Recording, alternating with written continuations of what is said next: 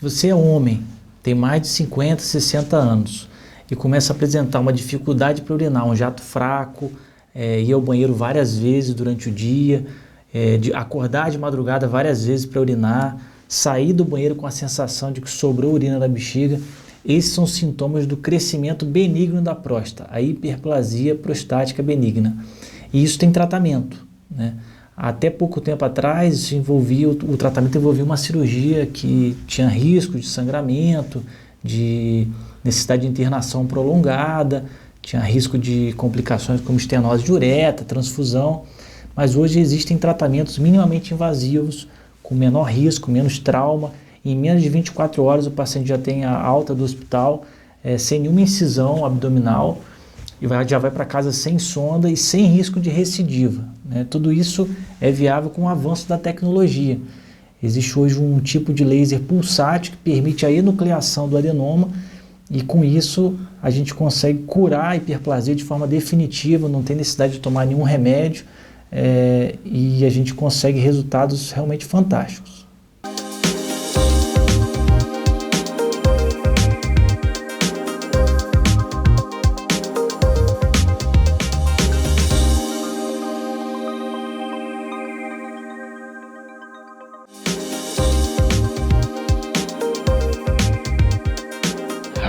Então a função da próstata é reprodutiva.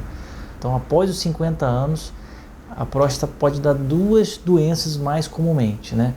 Uma delas é o câncer de próstata, que é uma doença silenciosa, não dá nenhum sinal, nenhum sintoma, mas a doença mais comum é o crescimento benigno da próstata, que a gente chama de hiperplasia prostática benigna. A maioria dos homens, após os 40 anos, eles começam a ter um aumento da próstata, né? Os sintomas são variáveis, né? De pessoa para pessoa, de acordo com o aumento da próstata. Nem todas as pessoas, o aumento de próstata é tão pronunciado que determine queixas ou que necessite cirurgias. Isso é variável, né? Nesse desenho aqui, ó, o nosso trato urinário, né? Os rins filtram o sangue e produzem a urina que desce por um canal bem estreito, chamado de ureter, e vai ser armazenada na bexiga, né? A bexiga é um músculo esférico e oco que fica lá vazia, e à medida que a urina vai sendo produzida, ela vai enchendo lentamente, até que ela chega na capacidade máxima, que é em torno de 400 a 500 ml. E aí o homem precisa ir ao banheiro urinar. Quando a bexiga contrai, a urina vai sair por um canal que vai até a ponta do pênis, chamado de uretra, tá? A próstata fica imediatamente abaixo da bexiga, né? E a uretra passa exatamente no meio da próstata antes de seguir até a ponta do pênis, né? Com o crescimento progressivo da próstata com a idade, existe uma compressão da uretra. E aí começam a surgir os sintomas, né? Então, entre 50 e 60 anos, metade dos homens já vai ter a próstata aumentada. A glândula prostática é um órgão que se situa na saída da bexiga e a uretra passa no seu interior, no meio. Quando existe um aumento dessa glândula, existe a compressão da uretra e daí advêm os sintomas, as queixas dos pacientes, que começam com uma dificuldade para iniciar a micção e posteriormente vai evoluindo para a piora dessa dificuldade com o aumento do número de vezes que urina durante o dia e durante a noite, e chegando ao ponto de haver uma retenção urinária aguda, completa, fechamento completo da glândula. O homem vai urinar, o jato vai sair fraco, a bexiga contrai no máximo que ela consegue, mas ainda sobra urina no final. E aí em menos tempo dá vontade de urinar de novo. Cada 10 minutos eu tinha que ir no banheiro, né? Mas saía muito pouco.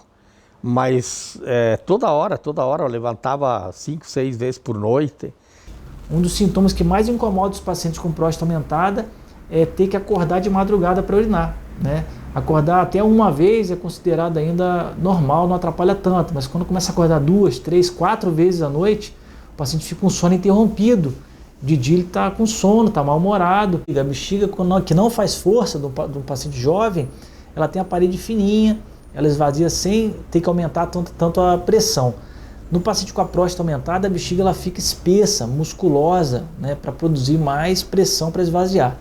No início isso é uma coisa boa, Mas com o passar do tempo, essas alterações vão prejudicando o sintoma do paciente e a bexiga vai ficando dura. Existe um depósito de colágeno, que é uma fibra que não contrai. Então ela já não vai caber os 500 ml que ela cabia antes. Com 400 ou 350 o paciente já precisa urinar. Então aqui a gente vê uma bexiga de esforço com vários divertículos, né? Que significa que ela tem que fazer uma pressão muito grande para conseguir esvaziar, né? Se você não trata a obstrução durante muitos anos, principalmente quando começa a sobrar mais urina, a bexiga tende a ir perdendo força, né? Que chama de disfunção vesical, né? E esse é o risco de um paciente ficar muito tempo obstruído sem saber, achar que é normal urinar mal, né? E quando ele vai procurar o tratamento, ele pode até desobstruir, mas a bexiga dele já não tem a força que tinha antes. E o resultado do tratamento não é tão bom do que se ele tratar precocemente, quando ele tem uma bexiga saudável. Eu também fiz a cirurgia de próstata e tinha um pouco de receio antes, porque o médico, como sabe de todas as complicações que podem ocorrer, sempre fica meio, vai acontecer comigo isso, etc. Entende? Então eu acho que eu fiquei muito tempo, por exemplo, utilizando alfa-bloqueadores. E só fui operar realmente quando os sintomas estavam muito molestos mesmo, né? E isso, a cirurgia funcionou muito bem e tal, mas tem ainda alguns senões quanto ao funcionamento da bexiga. Não é? Por isso que eu digo que eu acho que não dá para esperar muito para fazer a cirurgia, né? Existem duas classes de medicamento que a gente usa para hiperplasia benigna, mas que não desobstrui o paciente. Então você retarda a progressão da doença em algum tempo, 2 a 3 anos, mas aí depois volta a ficar como estava antes, depois de poucos anos, né? Então não é um tratamento definitivo. Surgiu, nos últimos anos, é bom que se diga, o tratamento clínico dessa hiperplasia, dessa obstrução, e que é com medicamentos que são alfa-bloqueadores. Esses alfa-bloqueadores ficaram muito em voga e são muito utilizados hoje e diminuíram muito o número de cirurgias prostáticas.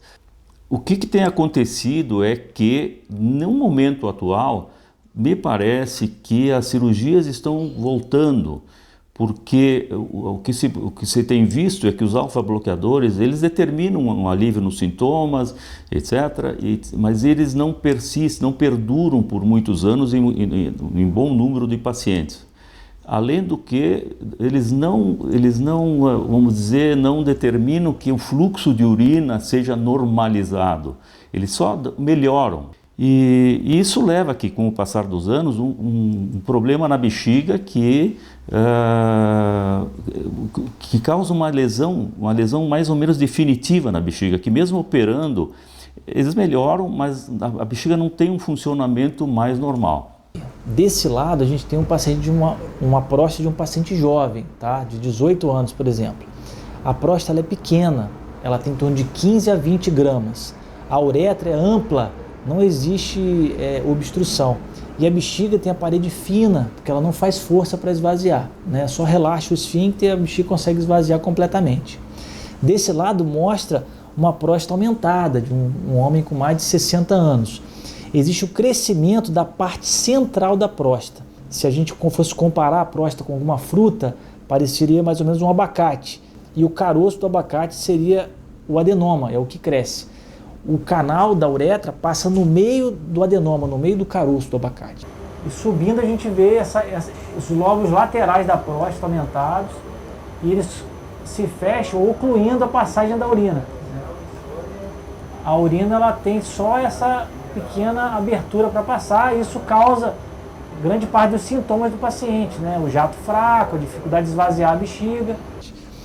E a bexiga de esforço é uma bexiga que de tanto fazer força ela vai ficar mais espessa do que a bexiga normal e com essas trabeculações. E lá dentro a gente vê todas as trabeculações, né, de uma bexiga de esforço, que tem que atingir altas pressões para conseguir esvaziar. A pressão é tão grande que a mucosa ela hernia entre as fibras musculares, formando esses divertículos. Isso aí geralmente é sinal de uma obstrução de longa duração. Esse paciente já tem 83 anos. Para desobstruir o paciente, a gente tem que vir e retirar o caroço do abacate, a parte central, o adenoma prostático, não é toda a próstata. A gente está falando do crescimento benigno, que é o crescimento só da parte central. Então o tratamento é retirar só a parte central. Na cirurgia para hiperplasia benigna, não existe perda da função erétil. Se formos falar no laser, eu tive uma surpresa assim que ele, vamos dizer, o resultado da cirurgia ele não melhorou a performance sexual, mas vamos dizer, a sensação do orgasmo melhorou. E tem trabalhos hoje que mostram isso. Até para mim foi uma certa surpresa. E como que a gente consegue tirar esse adenoma?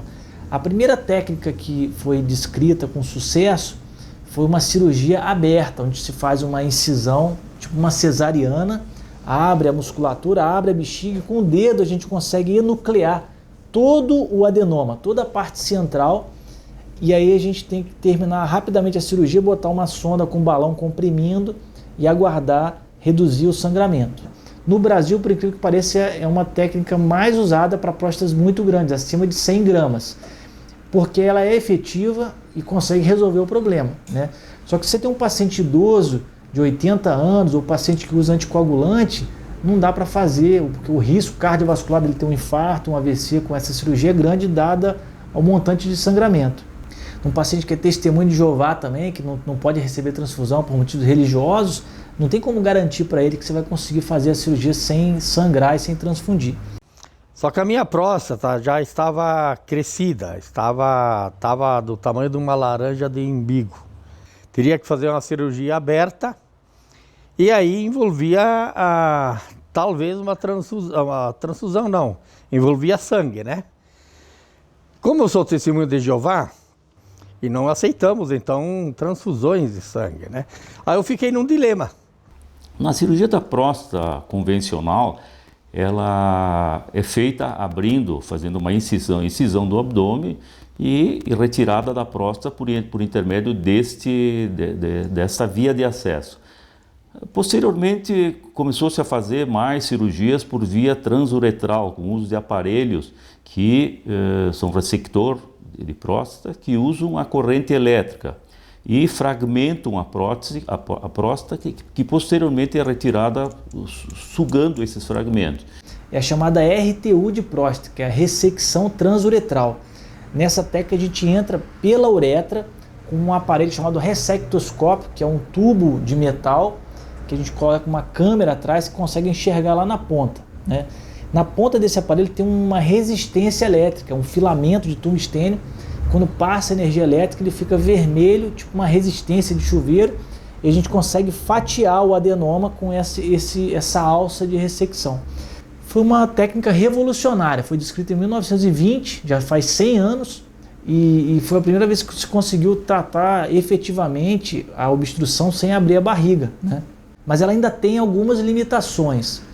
Primeiro é que você também não consegue garantir que não vai sangrar. Algumas cirurgias sangram, principalmente em próstatas maiores, né? E a gente ainda tem uma taxa de transfusão em torno de 2 a 7%, dependendo do tamanho da próstata, né? Segundo é que não é um bom caso para próstatas muito grandes. Por quê? Porque não dá para tirar todo o adenoma com essa alça. Então depois de alguns anos, 5, 6 anos da cirurgia, o adenoma residual que acaba ficando aqui, ele cresce de forma nodular. E isso vai causar uma nova obstrução e o paciente vai voltar a ter os mesmos sintomas. Um outro problema da RTU, além do sangramento e da recidiva, é o diâmetro do aparelho. Para tirar uma fatia considerável, a gente tem um aparelho que é o mais usado no mundo, que ele tem 9 milímetros. A cirurgia de próstata ela é feita totalmente por via endoscópica, né? Durante a primeira técnica que foi desenvolvida foi uma cirurgia de raspagem, que é a RTU. E a gente utiliza um aparelho de 26 frentes, né? Isso equivale a próximo de 9 milímetros, 8,7 milímetros de diâmetro, tá? Quando a gente vai passar esse aparelho pela uretra, o atrito que a gente tem na uretra gera um trauma significativo. Se você machuca circunferencialmente, ele vai formar uma cicatriz e na hora de distender, essa cicatriz não é elástica. E aí o paciente volta a ter dificuldade de urinar, né? Às vezes dá para tentar fazer uma cirurgia endoscópica e cortar a cicatriz, mas tem 50% de chance de fechar de novo. E aí, para reconstruir, é uma cirurgia de grande porte. Para tentar minimizar todos esses problemas, buscou-se novas alternativas menos invasivas e mais seguras, né? E uma técnica que já existe há 22 anos, foi descrita na Nova Zelândia em 1998, é o HoLEP. HoLEP são as iniciais de uma palavra em inglês, chama Holmium Laser Enucleation of the Prostate, que é a enucleação de todo o adenoma por via endoscópica usando o laser de Holmium, né?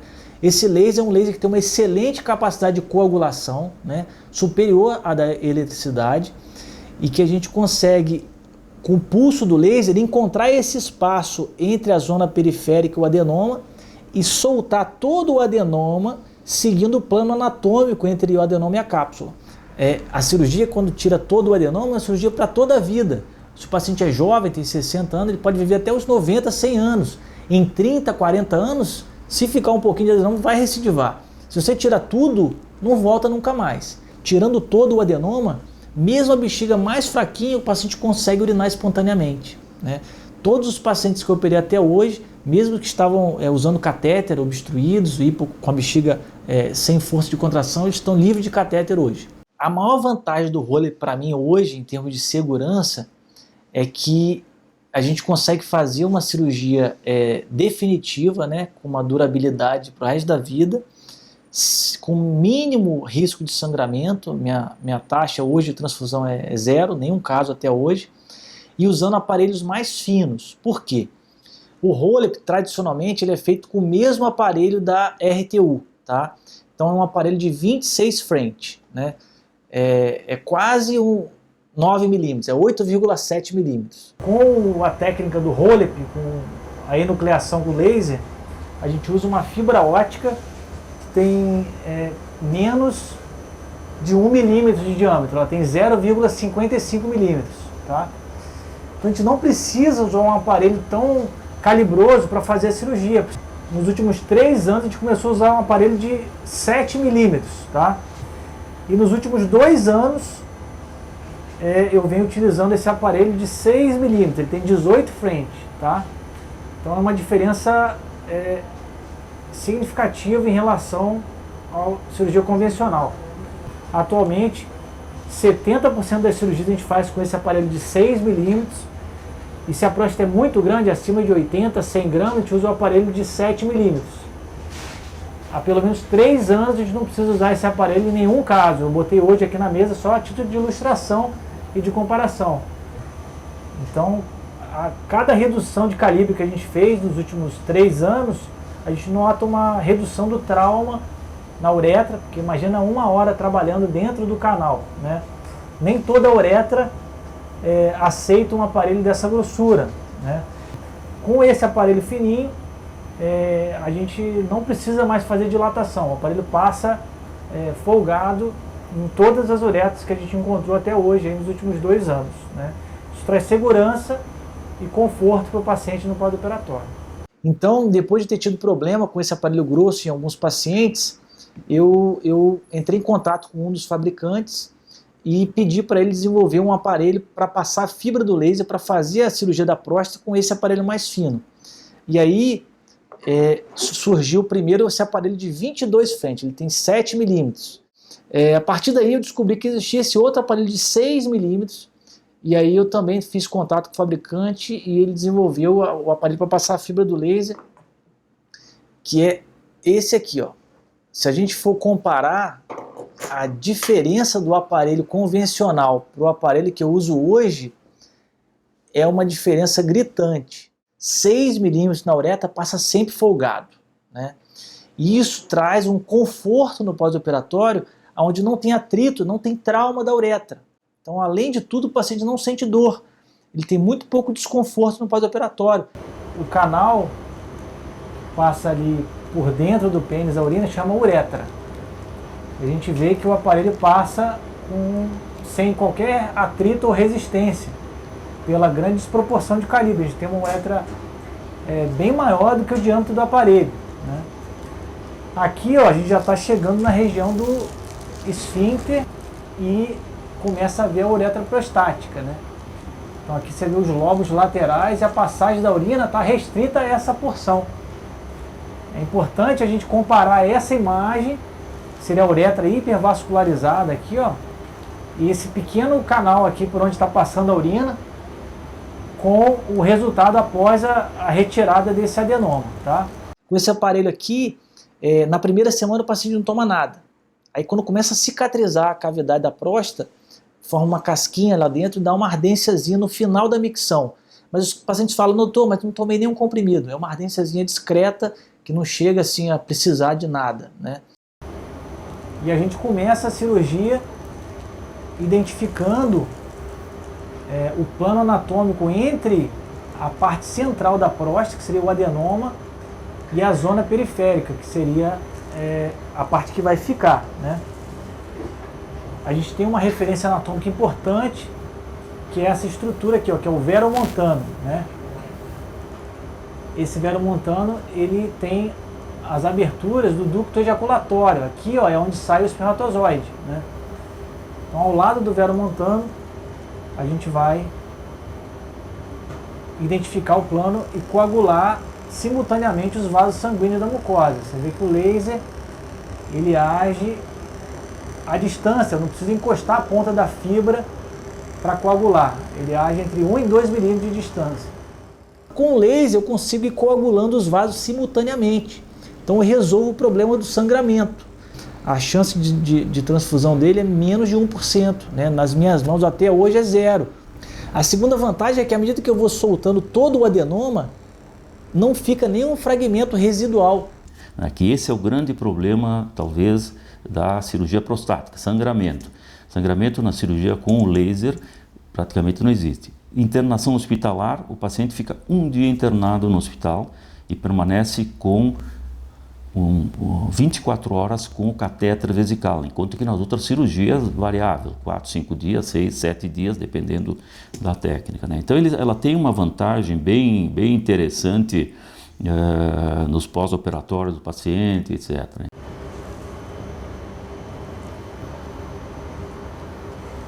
Tem 15 minutos de enucleação. A gente vê claramente aqui, ó, a região do esfíncter, a referência anatômica, que é o veromontano, onde sai o ducto ejaculatório. Isso aqui, ó, é o adenoma, é a porção central da próstata que está aumentada. A gente deixa a zona periférica da próstata, que seria essa parte de fora aqui, que não tem risco de crescer de novo. Isso aqui é a região onde aparece outra doença, o câncer de próstata. A gente não mexe na zona periférica. E todo o adenoma está ficando desvascularizado, né? Tá vendo? Uma imagem. Você vê ali o vaso sanguíneo sendo coagulado pelo laser. Ó, esse pontinho preto era sangue dentro do vaso. É uma cirurgia bastante elegante, segura e efetiva para desobstruir o paciente com a próstata aumentada.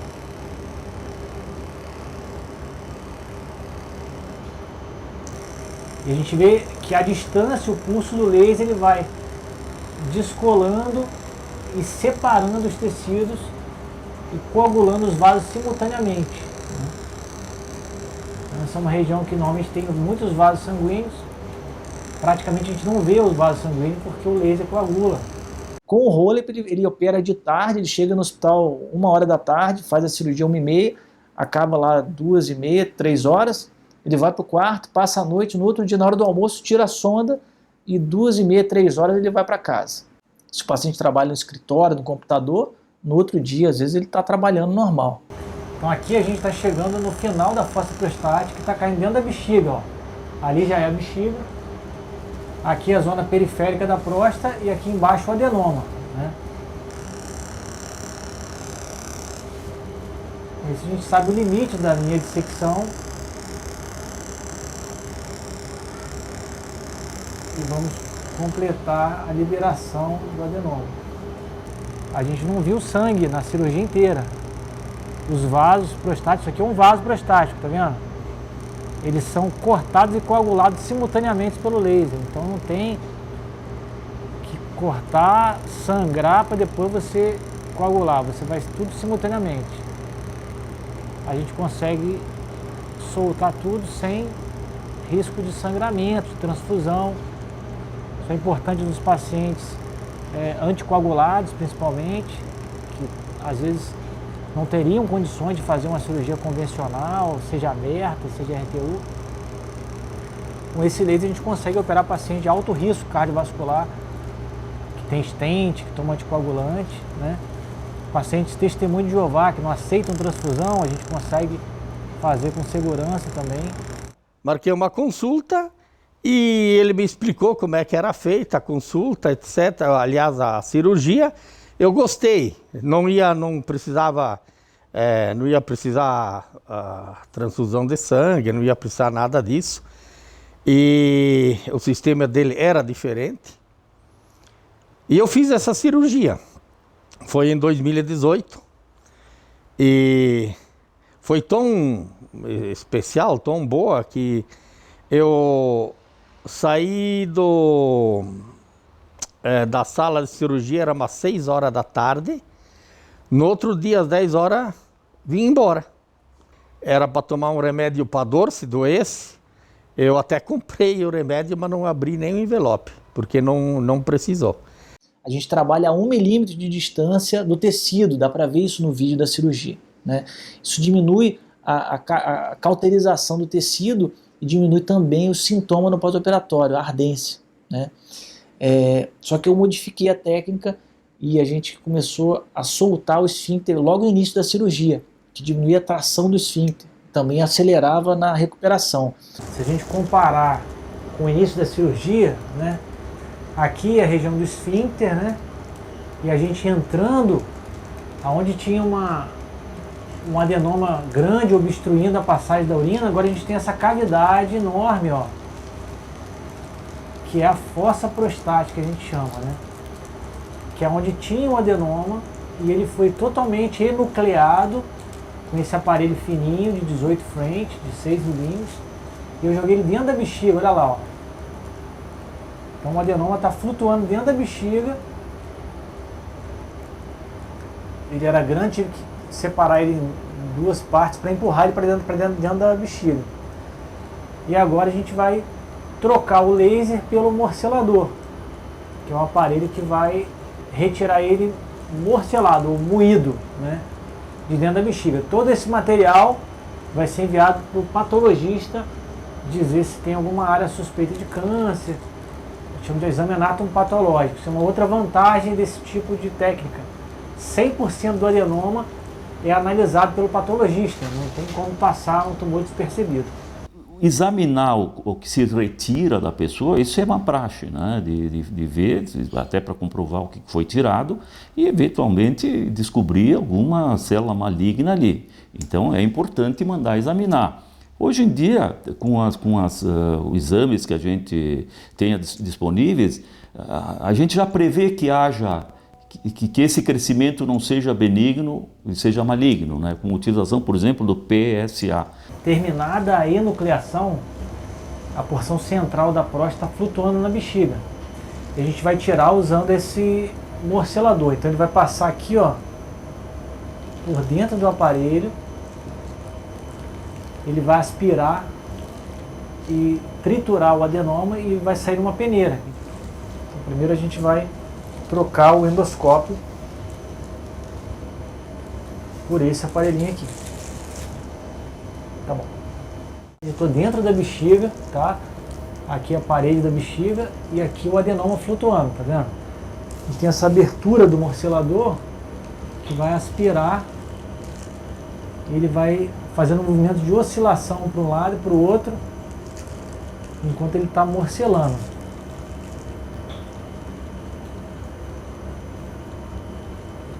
Então é um processo automatizado, né, através desse morcelador aí da Richard Wolf, morcelador alemão. E aí é só ter um pouco de paciência. Ele consegue morcelar em torno de 10 gramas por minuto. Essa próstata tem em torno de 70 gramas, vai levar em torno de 7 minutos. E optei pela cirurgia de laser, porque, bom, umas que eu acompanhei algumas cirurgias dessas, o profissional que eu eu escolhia um profissional que tinha um bom volume de cirurgia, tinha a curva de aprendizado dele ótima, dominava perfeitamente a técnica, Então eu digo que o médico que eu escolhi é um dos 5 melhores no Brasil, sem dúvida, né? Talvez seja no mundo também, porque tem bastante experiência. Então isso é importante, né, na hora da cirurgia, evidentemente, porque a técnica em si, ela não se compara com uma pessoa que tem experiência, que tem bastante traquejo naquilo ali, e de uma pessoa que está recém começando. Quer dizer, não funcionou. Bom, não funcionou às vezes porque também precisa, né, essa curva de aprendizado que nós estamos falando, né? O Rolep, ele já existe há 22 anos, né? Mas ninguém fazia o Rolep no Brasil durante muitos anos, né? Ele cresceu muito mais na Europa, principalmente na Inglaterra, na Itália, na Alemanha, do que nas Américas. Para aprender eu tive que viajar para o exterior, né? Fui para diferentes países visitar centros de grande volume. Fui para Indianápolis, nos Estados Unidos, para Londres, na Inglaterra, para Berlim, na Alemanha e para Turim, na Itália. E em Turim eu acabei fazendo uma grande amizade com o Cesare Scofone, que é um urologista conhecido na Europa pelo Rolep, porque ele descreveu uma técnica diferente em bloco. Em cada lugar que eu ia, eu aprendi um macete da técnica diferente do que eu vinha fazendo antes. Eu chegava aqui, eu tentava aplicar aquilo e ia incorporando o que era bom e ia deixando de lado o que era pior. E discutindo isso com o Scofone lá, a gente fez uma modificação juntos da técnica para liberar precocemente o esfíncter e acelerar a recuperação do paciente no pós-operatório. E o Scofone me convidou para escrever o capítulo de um livro da Associação Europeia de Urotecnologia, né? A Associação Europeia de Urologia é uma das maiores associações de urologia do mundo, e nesse livro, só de técnicas cirúrgicas avançadas, né, o capítulo de Rolep foi escrito por nós. Então, para mim foi um orgulho muito grande poder participar desse capítulo de Rolep junto com o Scofone, né, numa associação que é considerada a maior do mundo, que tem a maior tradição do Rolep do mundo, né, já fazem há mais de 20 anos. Para viabilizar o Rolep aqui em Caxias do Sul hoje, eu comprei o laser, comprei os endoscópios, o morcelador, e é o único centro de Rolep do Rio Grande do Sul. O jato é forte. Né? Antes eram uns pinguinhos que saía, né? Meio devagar assim. Agora eu faço urina normal.